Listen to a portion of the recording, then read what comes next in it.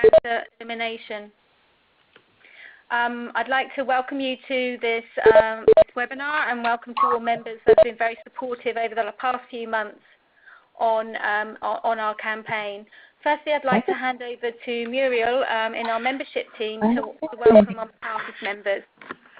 Yes, hello, this is Muriel Auclair. I'm leading on the membership engagement and development at UICC. And on behalf of the membership team and UICC, I'd like to welcome all of our UICC member organizations that have joined us today, and also welcome all of those that have signed up to learn more about cervical cancer. This webinar is part of a series of webinars to engage our members' community. We now have over 1,100 members in 170 countries, and UICC member organizations represent cancer societies, patient support groups, NGOs, professional associations, universities, ministries of health, hospitals, so all stakeholders involved in cancer control. Our members benefit from UICC's capacity building, advocacy, and convening opportunities, and this webinar is part of the services we provide to our community. We will record this webinar and share the link afterwards, including in the members' newsletter.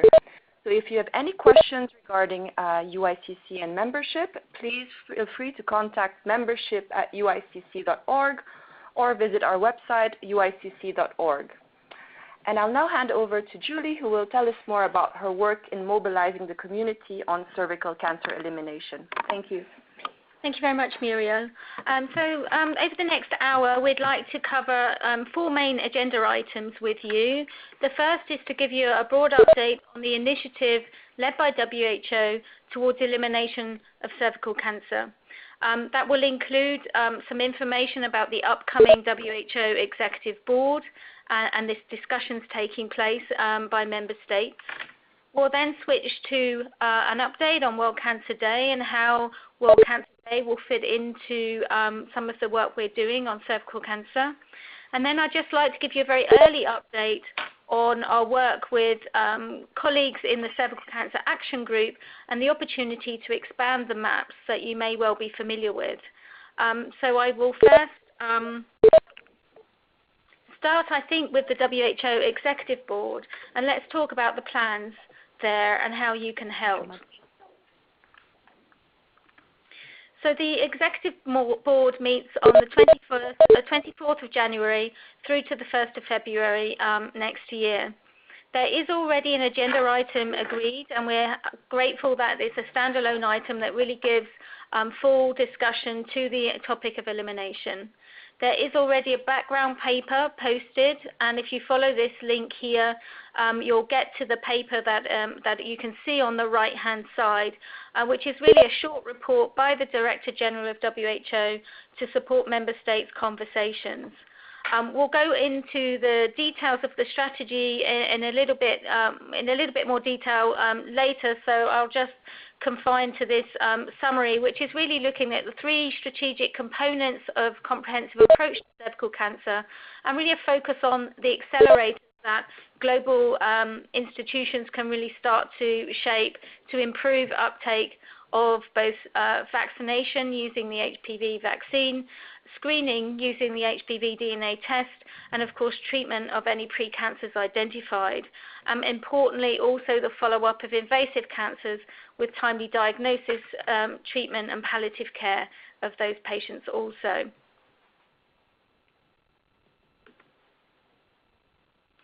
The efforts at Executive Board always require country champions, and it's fantastic that we have the leadership of Australia as they're just joining the Executive Board for a 3-year term. We're juggling around with co-sponsors actually, and I heard today that we actually have a different set of co-sponsors to the ones I have here. So I will update you as we get that more formalized, but certainly there's another 4 or 5 countries already committed to supporting the agenda item, which is important to make sure that there's a good swell of support for the issue. We had first mission information sessions in July in the UICC offices, flagging that this topic was coming. And in November, WHO led a formal information session. It was great to see 43 countries attend that session, which is actually quite a large number for those types of briefings. It shows the interest from member states' side. And then Australia, with the co-sponsors, will convene a second information session in early January. So how can you get involved? Well, share the news of the agenda item and the background paper. It's important that particularly executive board members, but also all countries know that this agenda item is there. Encourage your governments to join the January information session, and they can get information either through us or through the Australian mission. But when you're talking about the cervical cancer, please take the opportunity to use this paper and get some feedback, positive or negative, on the strategy and the shaping of these accelerators. If your country would be so supportive that they would like to co-sponsor the agenda item, again, reach out to the Australian mission, either in capital or here in Geneva, but we're also happy to facilitate the connection if required. So what's the plan in January? Well, the strategy really is to request an executive board decision in January. You can either ask for a resolution at the beginning of a process or at the end of a process. Because Dr. Testro's call to action really requires a formalized mandate from member states, we felt with the advice of Australia that requesting a decision would be most useful. This is a short statement that documents the decision to endorse the elimination goal and probably will request the Director General to develop a formal strategy and global action plan, which will then go into consultation through the regional office network of WHO, allowing full consultation and feedback to WHO such that a formalized strategy and action plan can be submitted for the Executive Board and World Health Assembly in 2020, which could result in a resolution or potentially just a decision to formalize the adoption. We also know that a global online consultation is planned early next year, and we'll let you know when more details are available for that. So coming back to you, how can you get involved? Well, please explain the decision process and emphasize that we're actually responding to member states' feeling of overworking resolutions, and we're trying to use the decision process to be neat in our approach to this.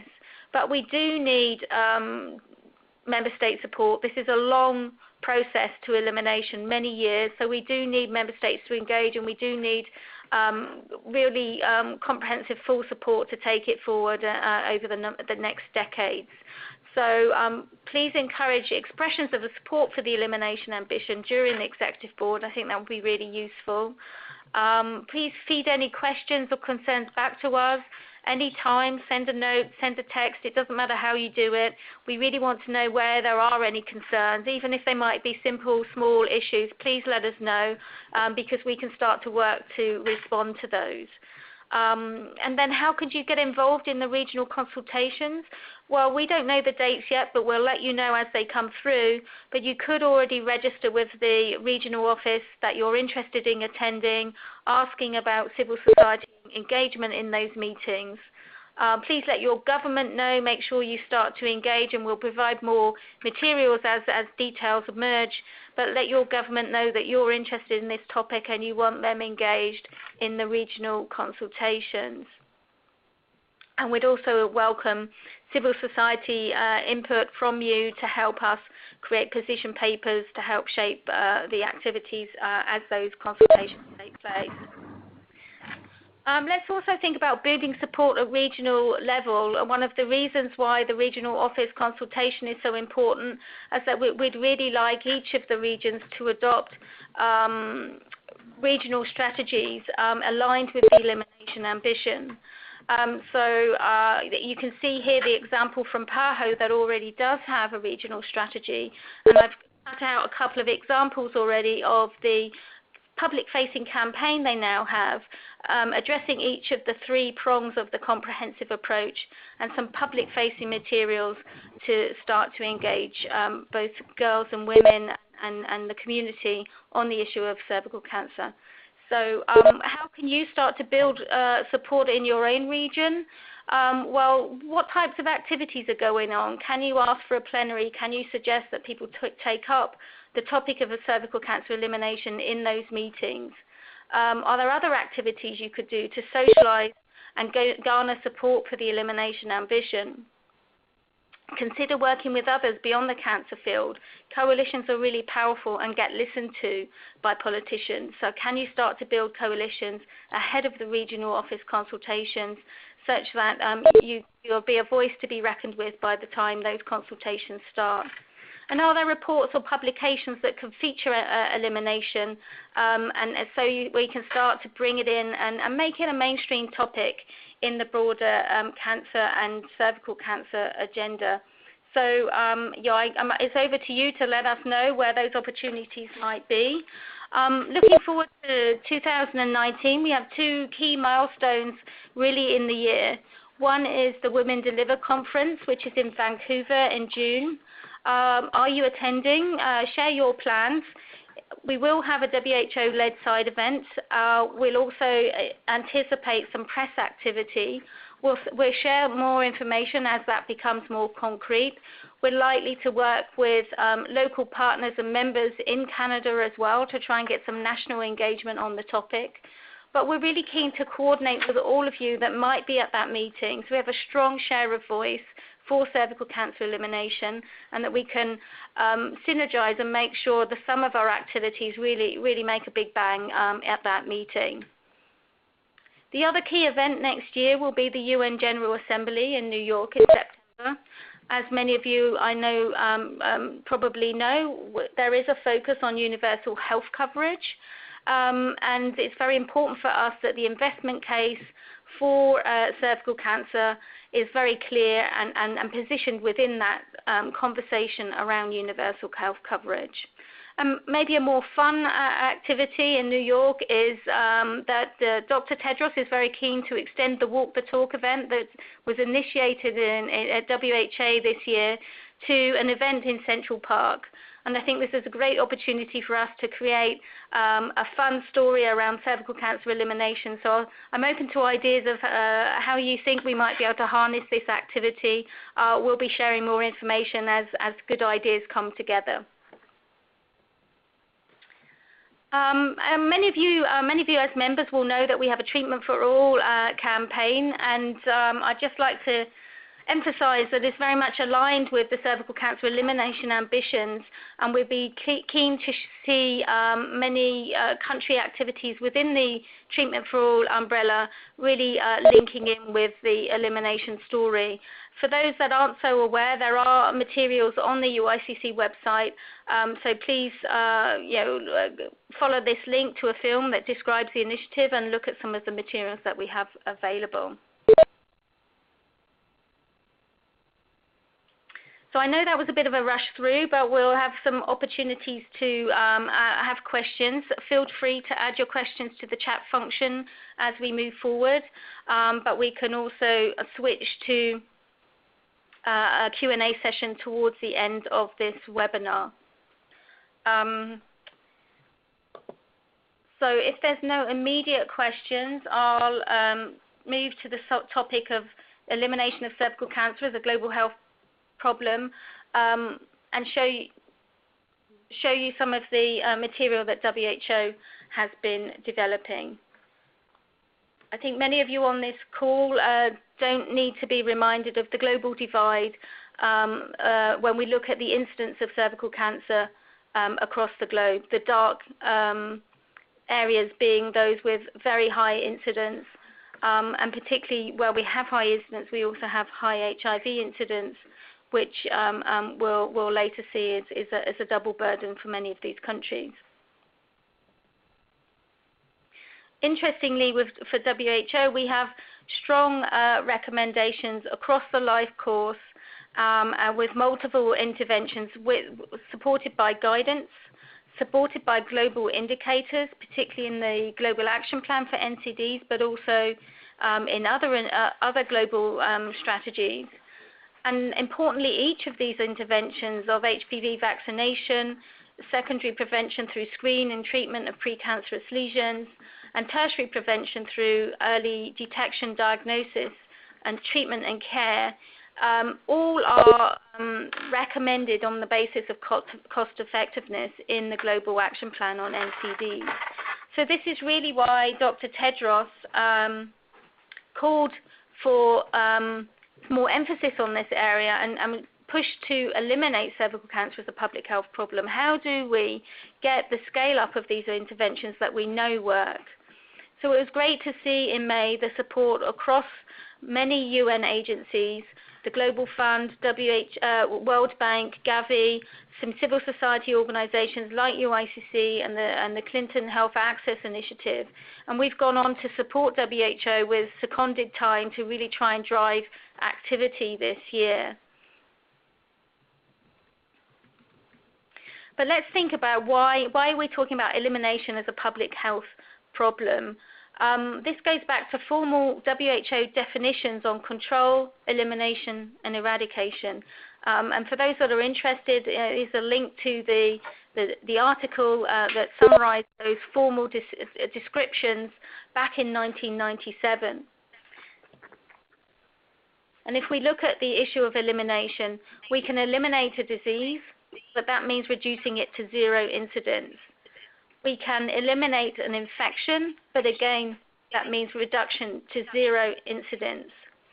And so the idea of elimination as a public health problem is really a term that's being used to define a clear target, recognizing that this zero reduction is not possible either in the disease or the infection. So this is why WHO and through expert consultation really feels that this elimination as a public health problem is really the right definition for cervical cancer elimination.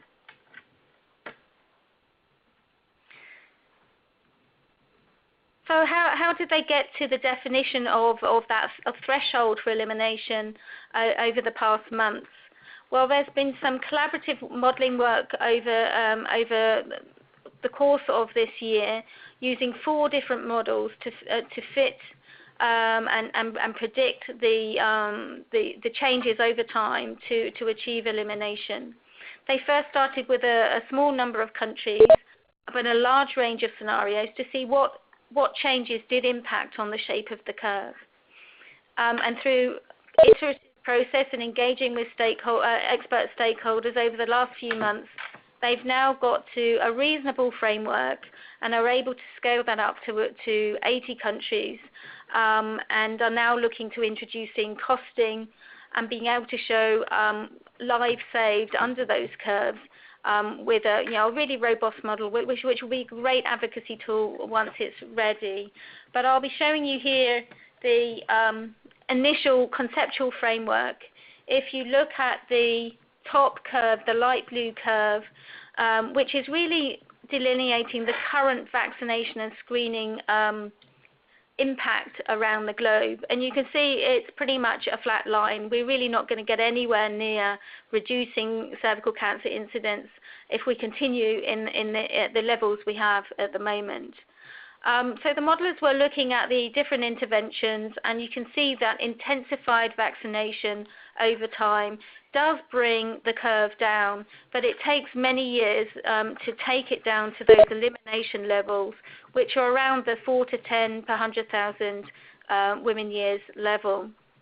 But when you introduce the screening modality, and again at intensified levels, and we'll talk about what that means, you see an earlier push to saving lives and moving towards elimination, and we actually hit that elimination level a lot earlier than with vaccination alone. So this is really the basis of the comprehensive approach. I don't think it's a surprise for anyone. So what we're really looking at is intensified screening and intensified vaccination with follow-up of positive cases to really drive down that level of cervical cancer incidence over the next few decades. And why this data is still quite preliminary, I think it's nice to show that if we take that model of high coverage of vaccination and 2 lifetime screens, we can see the proposed projected trajectory over the next few years. So you can see, even if we look at 2020, there are already a couple of countries that are either light blue, which is the 10 per 100,000 elimination level, or dark blue, the 4 per 100,000 elimination level.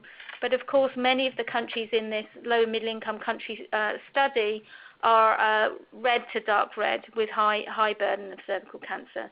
So let's see how that progresses through the decades. Moving to 2030, 2045, 2060, 2075, 2080, 2090, and 2105. But I think what that gives you is an impression that we are seeing over the course of those few decades more and more countries turning to that dark blue color, the level of elimination, which would be 4 per 100,000. And it shows also that all countries in this lower middle income country study can achieve elimination. So this is the shape of the emerging strategy at WHO. The idea is obviously a vision, a world without cervical cancer, the goal being all countries to be able to achieve a threshold of 4 cases of cervical cancer per 100,000 women years. And the road to getting there is to really push for high investment in the next decade, such that we can reach some 2030 targets of 90% coverage of girls fully vaccinated with the HPV vaccine by age 15, 70% coverage of women screened with an HPV DNA test at age 35 and age 45, with follow-up of all positive cases.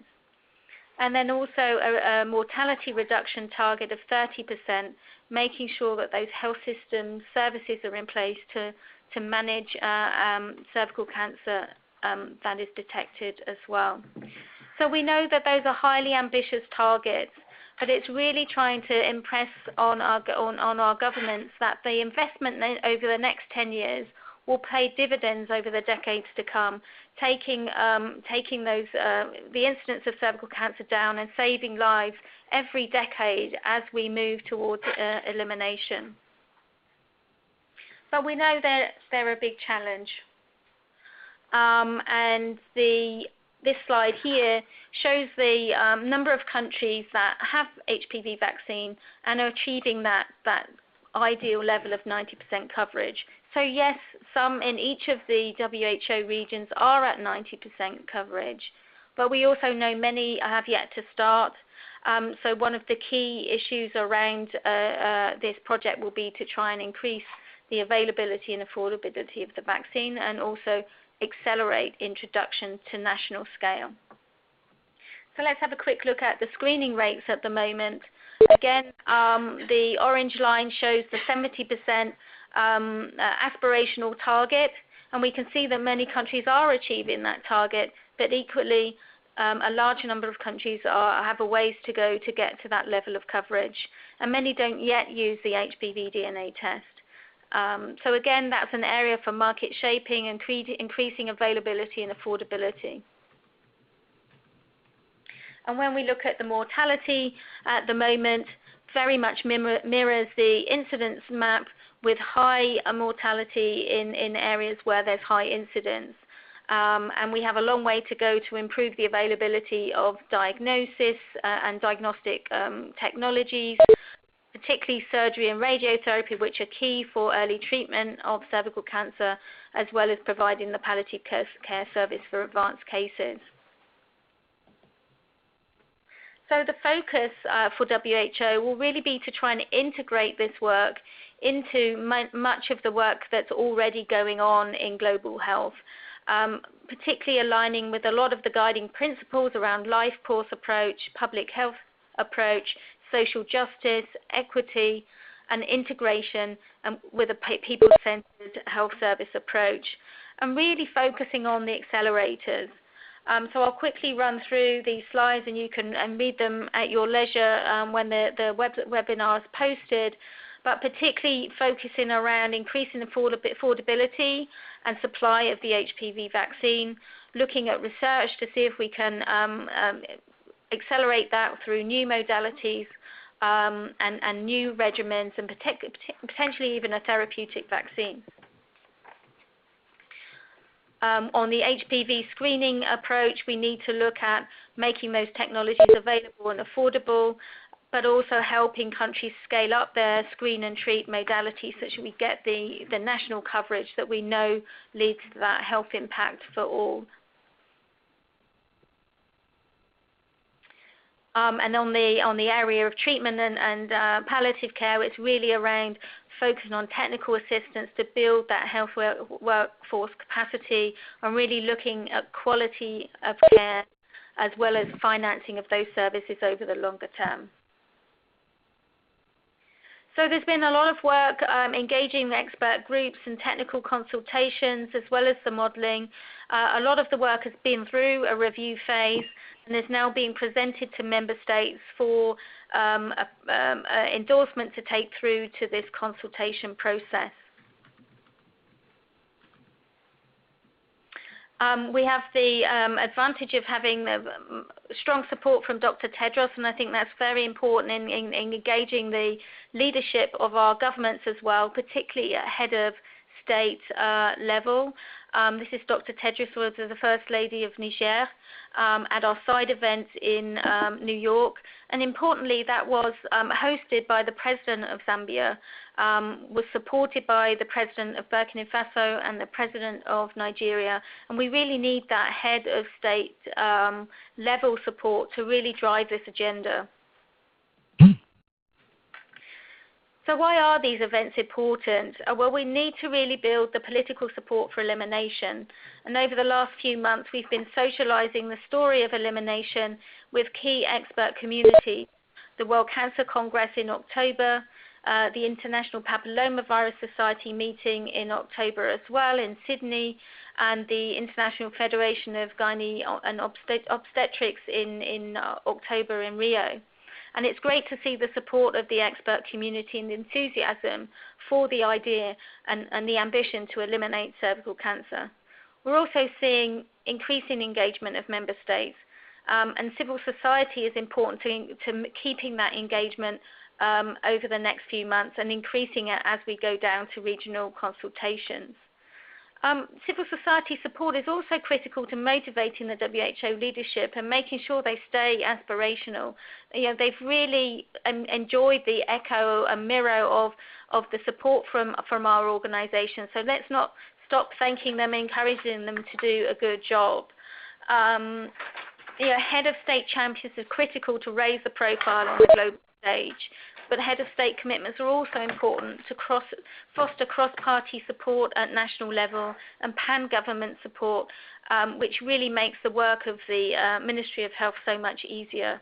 So if you can get your head of state engaged, use whatever you can, support of First Lady, support of role models and prominent people in the community to really try and engage your head of state as well as your Ministry of Health. So how can you help?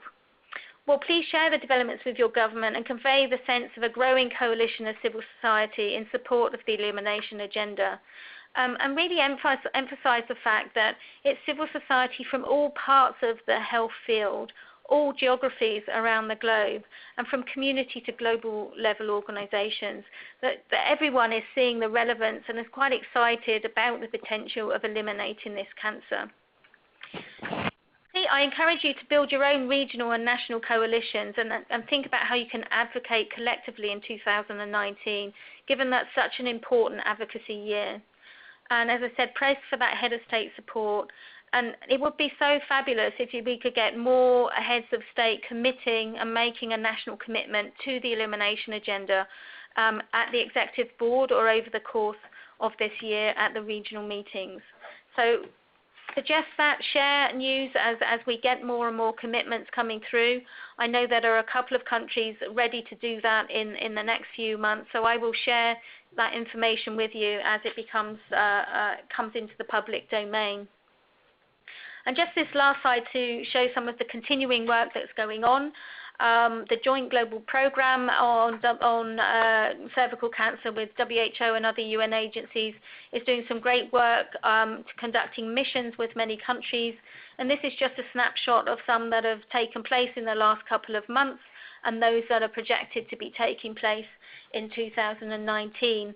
So if you'd like to be involved as a civil society organization in any of these visits, let me know and we can see if we can make sure that you have a seat at that table. I just wanted to emphasize some of the work on developing cervical cancer strategies and converting those to costed plans.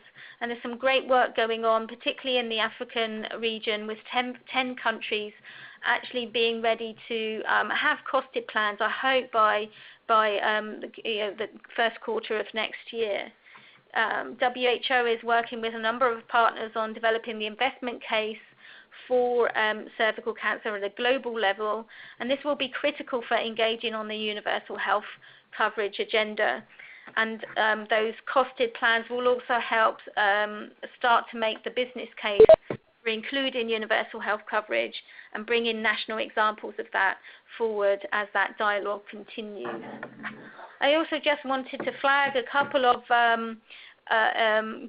new investments in this space, and particularly on the scale-up of screening and pre-treatment of cancers. PEPFAR has continued its support and has announced 8 countries in Africa that are being supported to scale up their screening activities. And we've just seen a call for country proposals from USAID on Mozambique, and we can expect similar country calls over the next few months. So keep an eye out. We will certainly let you know if your country comes into question. If you'd like to consider working with some international groups, we can help you connect to those that might be interested in making a proposal. And coming soon, we hope in the next quarter, will be the announcement of the awards with Unit Aid to also help countries scale up screening and treatment of pre-cancers, particularly with the HPV DNA test. We hope that there will be a good set of countries that can be part of that work, and we'll let you know as more of the information comes out in that regard. So I'm not seeing any particular questions at the moment. Oh yes. Does the World Health Organization have an approach to addressing shortage of providers? And in that case, I think you're referring to healthcare workers. Absolutely, we really do need to look at how we can harness the professional groups, fellowships and activities that organizations like UICC have, and we're trying to bring those different groups together to provide a more sustainable and coordinated approach to healthcare worker training. So that will take some time. I think what would help move that forward is a request from countries detailing exactly what they would need and what would be helpful from the global groups as far as helping technical assistance, either through advice or through training. So more countries that make concrete demands of WHO and partners, the better we could be at creating a feasible response. But particularly the IAEA is very active in this area, and so there are opportunities already. So if you have specific requests, let us know and we can navigate to them. But that is certainly an area where there does need to be some work at the national level.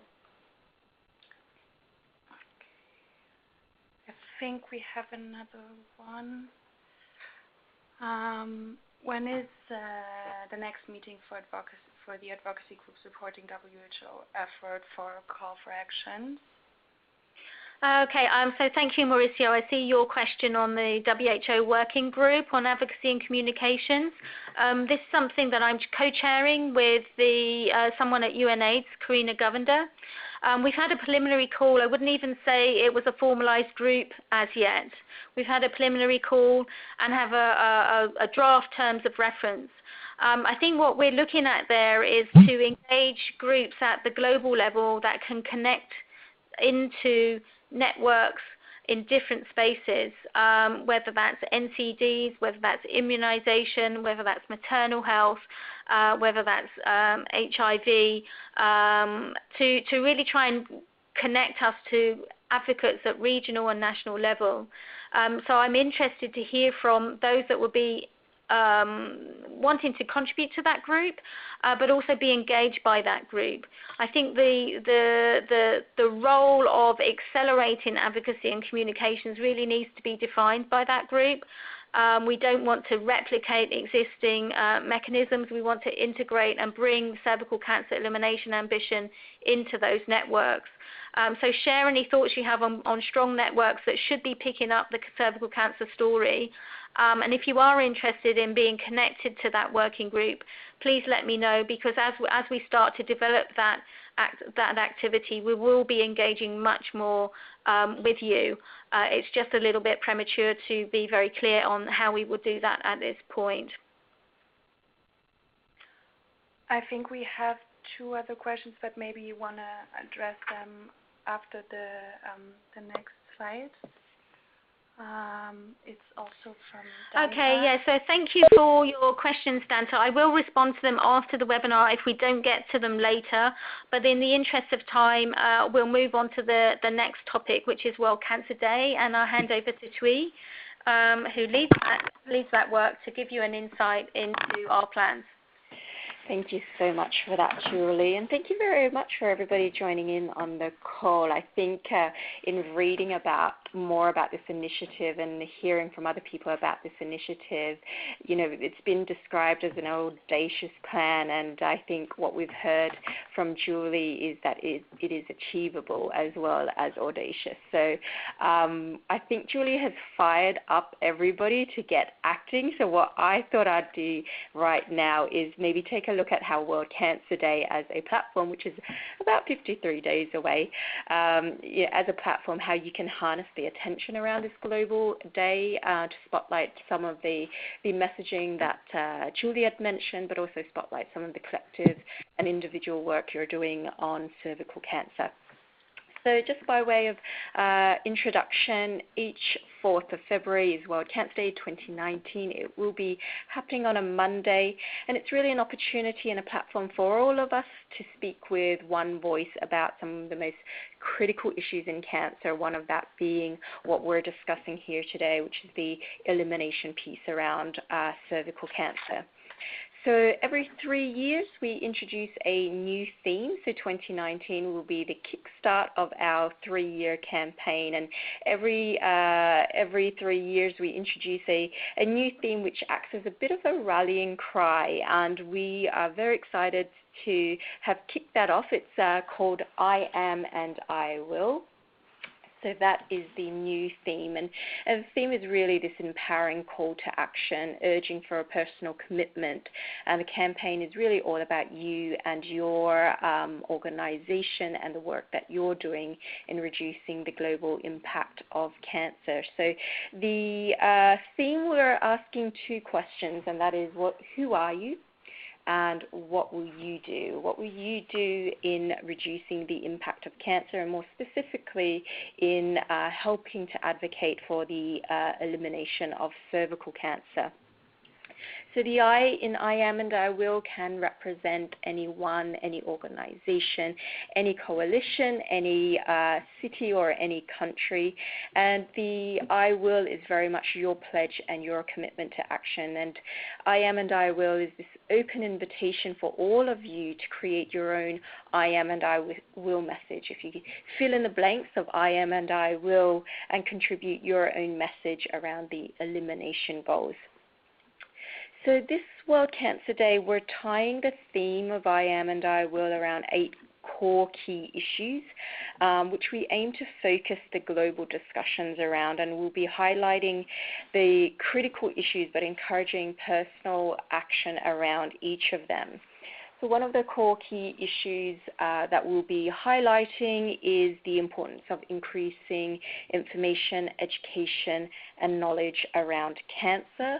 We'll also be continuing to raise awareness that at least 1/3 of cancers are preventable, and we'll make sure to continue to champion healthy choices for everyone.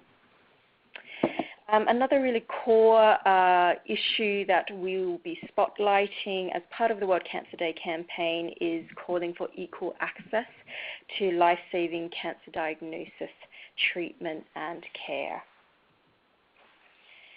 And then the other piece that we will be spotlighting as part of the 8 core key issues is the importance of making the business case for investing in cancer control, and that it's not just a cost, but there will be a return on investment, and we'll be saving lives and not just money in ensuring that we invest the resources and financial resources in cancer control.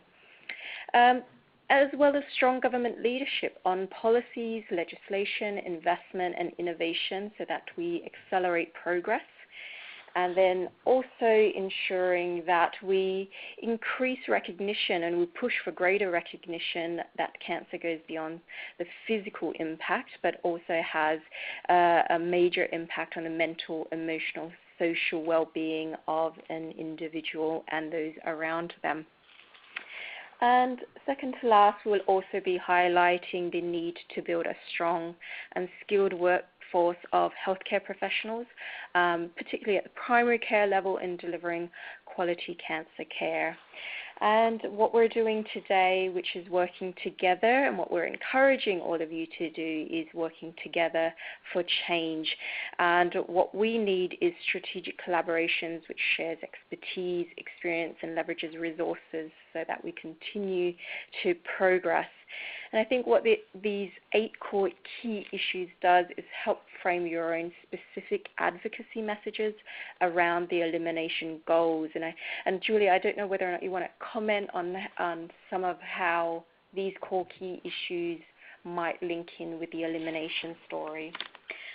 Thanks very much, Twee. I hope as you were listening, you could think of ways of using those core issues yourself. But just to give you some perspectives on the multiple ways we could engage with these core issues with a cervical cancer lens. Obviously, we can look at the idea of working together. We've spoken about that a lot, but also just conveying those key issues, which I think still aren't well known. That cervical cancer does illustrate the global divide in access to information and healthcare so dramatically, and it's I think quite weakly known outside of those areas where there are high incidence, that there's actually every 2 minutes a woman dies of this preventable cancer around the globe, and that rates are rising in those countries. And we know 9 out of 10 of those women are living in developing countries. But let's also not forget the divide within countries. It's very much a disease of poverty as well. And I think many people don't know the link between the HPV and HIV infections, and that co-infection means that women are more likely, even 4 to 5 times more likely to progress to cancer, and that cancer occurs at a younger age. So I think that's a really important message to transport to communities that aren't so familiar with those facts. We've talked about the 3-pronged approach of the strategy, and whilst prevention is important, really let's not forget those patients that are living with a diagnosis and need the support. So I won't go into this in any detail, but I think if you take each of those core areas, there's a number of ways we can use them to drive the cervical cancer agenda. Thinking about government action and accountability, you can start with making sure we have a national cervical cancer strategy and that it's focused on getting the coverage that we need for each of the interventions. and that the plan works on decades of commitment to align with the elimination goal. We should emphasize that this issue cuts into many global strategies, and not just the cancer resolution or the NCD agenda, but also is embedded in HIV and STI strategies, that there's strong guidance and it is cost effective for each of those interventions. So there's no reason why we shouldn't be starting now and not waiting for somehow the new super duper magic wand along in the future. We've got to start doing work now to save lives now. And I think a core message is this engagement across the life course and integration of health services. We've mentioned the workforce and the need to build capacities there. We also need to think about the other capacities that enable this work to continue, particularly around monitoring and evaluation to ensure that we've got quality services, but also capacities to engage the public and address behaviours, particularly when we think about some of the negative experiences of countries around vaccine hesitancy. There's a lot of myths in this area, and building awareness and addressing some of those myths, and particularly stigma around HIV and HPV infection are important, as well as the stigma around having a cancer diagnosis. And I think there are many opportunities to work with others to get those messages very clear in community. But particularly this is an area where we can push the equity story, really focus on those plans being oriented in equity principles, a rights-based and gender-responsive approach, and promoting health inequality and monitoring to ensure that we do get that equity as programs scale up. So how can you get involved? I'll hand back to Thuy to give you some examples of how the overarching campaign is moving forward. Thanks for that, Julie. I'll wrap up my part by highlighting some very specific opportunities where World Cancer Day can help amplify your work and messaging around cervical cancer. So one of the first opportunities that I'll highlight is your media advocacy efforts, and obviously by using the power of the press and of the media, your media advocacy efforts can help to promote policy change. And so, the amount of attention, global media attention around World Cancer Day can be harnessed by you. So every year we release a global press story on a very specific issue, encouraging a common point of discussion within the media. And this coming campaign in 2019 will be highlighting the importance of early detection, screening, and diagnosis, which has a particular relevance and resonance to the story around elimination of cervical cancer.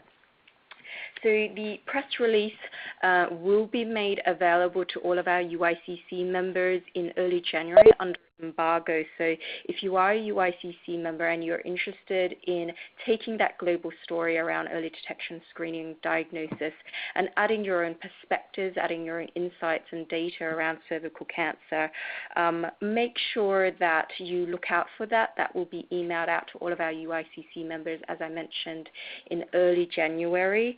If you would like to ensure that you are on that list to receive it, I do encourage you to get in contact as well.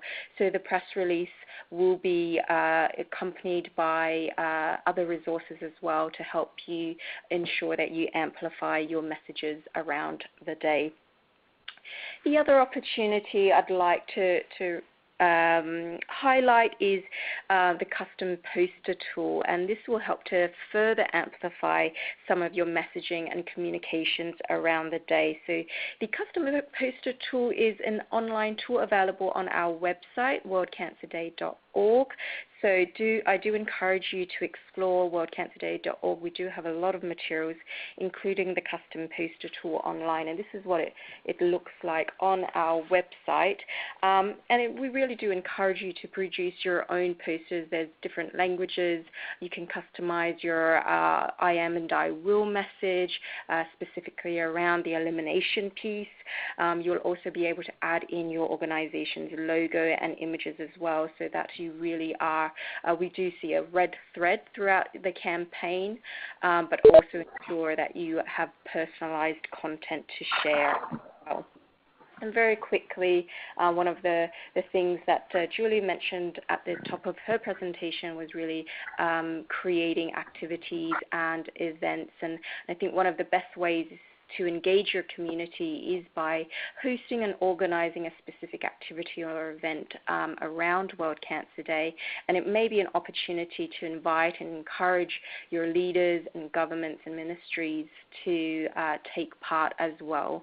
And hopefully it will help you to achieve some of your objectives, whether it's fundraising, awareness raising, advocacy, or press outreach. And I know that, in talking to members about their plans for World Cancer Day, certainly Hope Life from the Côte d'Ivoire, they are planning some cervical cancer screenings, free cervical cancer screenings in their city, and they're aiming to screen up to 500 women. So certainly go on to our website, worldcancerday.org, for further inspiration on how to create and host an activity.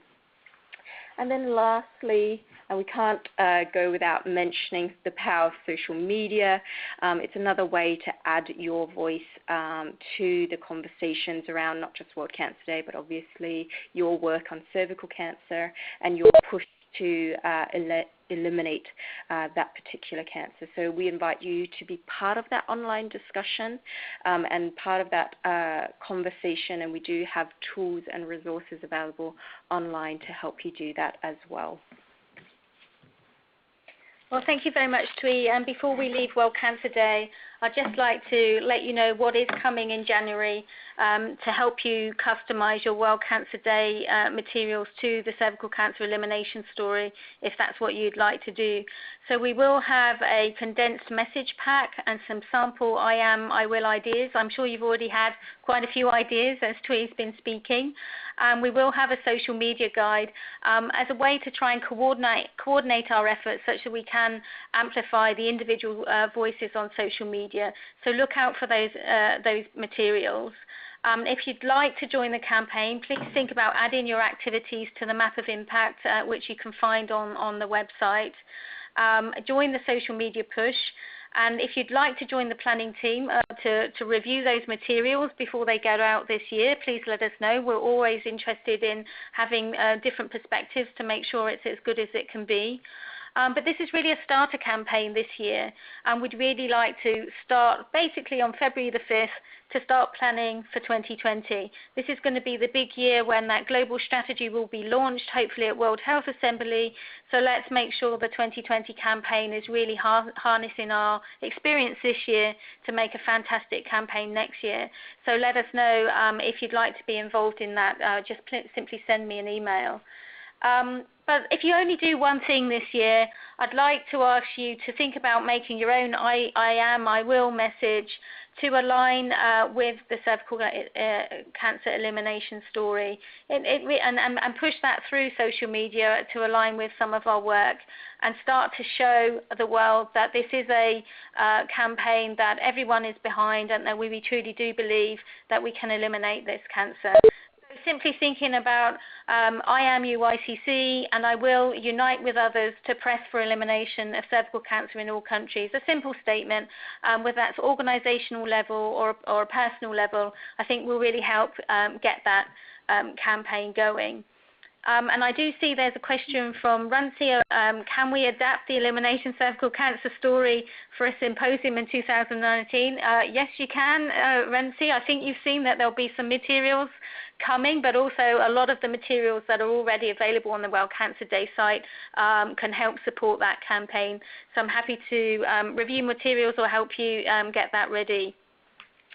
So I will quickly take a leap now to the final topic because I see that we are quite short of time and I don't want to overrun too much.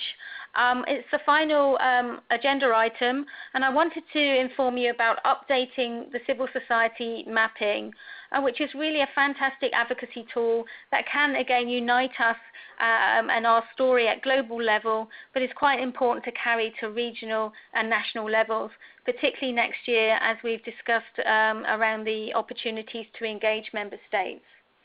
And if we look at the maps that we've had as a collective called Cervical Cancer Action, what we have is a couple of maps on vaccination and screening, but we've managed to be able to track those over time. And if you just look at this one example from 2010, and then flip it to the next map, which we did in 2015, you can see there's an increase in uptake of visual inspection with acetic acid, moving from more countries engaging, but also moving from pilot to national programs. So it's quite nice to be able to look at these trends as well as have a current map. So we're hoping to update the series, which is a 210, a 215, and a 217 map, to show and demonstrate the continuing positive trend, but also to create a baseline for tracking progress against the elimination goal. We'll focus on levers for impact, so we might enrich those maps and add more information, particularly around coverage, and following up of positive cases, and making sure we also look at the comprehensive approach. So we're considering adding a third map around treatment and care of invasive cancers. It's great to hear that the American Cancer Society is supporting this work by developing a new website. As you can see, the old maps are quite static, and I think there's new website functionality. So it's fantastic that the American Cancer Society is taking a lead there to create a new platform for these new maps. And I'd like to thank Together for Health for supporting financially the work and helping us get this going. So how can you get involved? Well, we are forming a steering group, and we'll be seeking contributors to the work, particularly the working group on screening, because that map will need to be updated. We need to think about how we might integrate the HPV DNA test, for example, or new treatment modalities for the pre-cancer regions. So working group there is quite important. If you'd be interested in joining, please let us know. We're also setting up a working group on readiness for treatment and palliative care, maybe one map, maybe two maps. Again, that's a new activity, might need some good thinking to create a good visual map that's really sharing the right advocacy message. So if you're interested in that area, we are seeking contributors at this moment in time. Once we've done that work and we've developed a survey, we'll be going out to all countries to confirm the status nationally. So we're also seeking 2 to 3 rapporteurs per country to help us in that surveying. We will share a profile of the types of experience that we would require in the rapporteurs. But if you are interested in getting involved, please let us know now, because that will help us move forward that much quicker when we're ready to go. And we are ambitious, as always. We really would like a first iteration of the new maps by Women Deliver in June. As I said, that's a key milestone for the elimination story, and we want to make sure that this advocacy tool is in place. So send me an email, register your interest. I'd just like to open up to Jackie Drope of American Cancer Society. Would you like to add anything, Jackie, around American Cancer Society's involvement? Anything? So I hear that Jackie hasn't been able to join.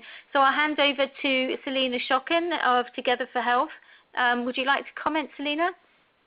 Thank you so much, Julie, and to UICC. This has been an amazing webinar with so much information. I think you really covered what we needed to cover for the mapping, but I think what we're really excited about is seeing trends in coverage and being able to see how all of this new energy around cervical cancer vaccine, screening, and treatment, how they're actually rolling out in the field and being able to see these maps change over time. So we really look forward to having more involvement, and I thank you very much for your initiative. Thank you, Selena, for the enthusiasm. I think this is really what we need to transfer to member states, really get them enthusiastic as well about being part of the elimination story.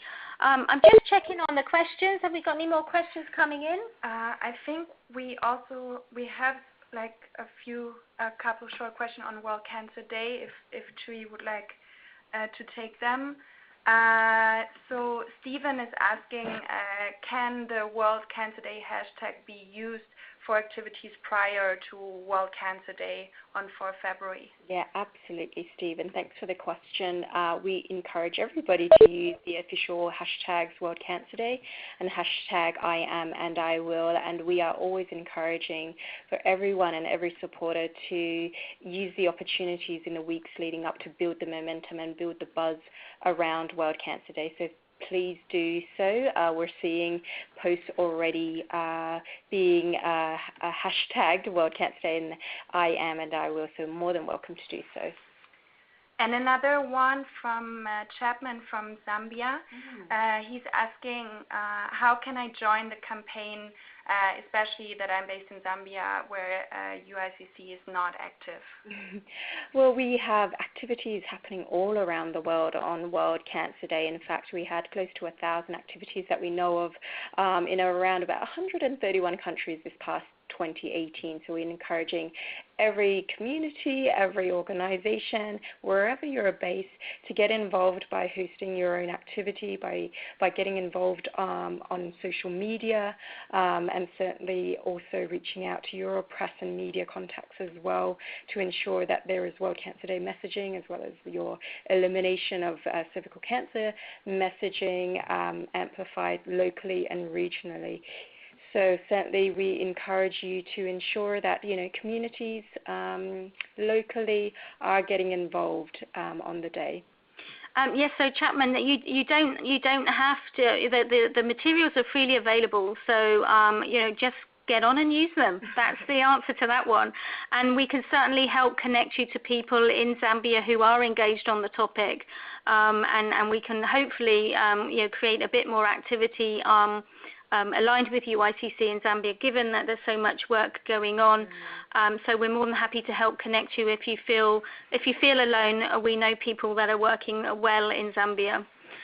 Just one question more from Jin Lee from China, asking about the cost of the HPV vaccine and the fact that it's unlikely to be covered by medical insurance. That's exactly the reason why we need to work on market shaping, as we might call it, Jin Lee. And one good news for you is that there will be a new producer coming onto the market in China within the next couple of years or so, and we believe that they are aiming to produce for the national market. So that may make a drastic impact both on the affordability of the vaccine, but also the availability of the vaccine in China. So whilst it might look challenging at the moment, I would hope that that would change in the next couple of years, and we'll keep you informed on that as more information comes out about the availability of that new producer. I think we've gone past the hour, so I think I would also like to thank you for your attention and enthusiasm and interest for this topic. Please feel free to send any further questions to us. I will run through some of the questions. I think we missed a few and respond to you individually. But please review the webinar. These slides will be available as a PDF or in alignment with the recording. Review all the recommendations from me on how to get involved, because the more of us that are gathering intelligence, response from member states, concerns from member states, the more we can address them and get them behind this initiative. So thank you everyone for your enthusiasm and interest. And we'll keep you updated in January, particularly after the executive board, and give you some updates as more and more information comes online. So thank you very much, and goodbye.